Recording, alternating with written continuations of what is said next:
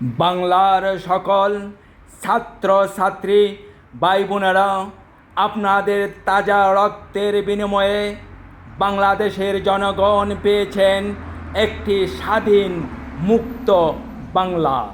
আপনাদের সাথে যারা কাঁধে কাঁধ মিলিয়ে আন্দোলনে যোগ দিয়েছেন, আমি সবাইকে জানাচ্ছি সংগ্রামী অভিনন্দন।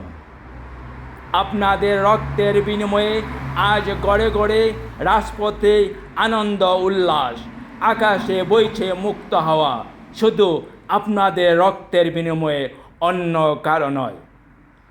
এই মুক্ত দেশকে মুক্ত রাখার জন্য প্রয়োজন হবে একটি নির্দলীয় সরকার। যদি কোনো দলীয় সরকার গঠন করা হয়, তাহলে স্বৈরাচারী সরকারই হবে, অন্য কিছু নয়। আবারও আপনাদেরকে সংগ্রামী অভিনন্দন।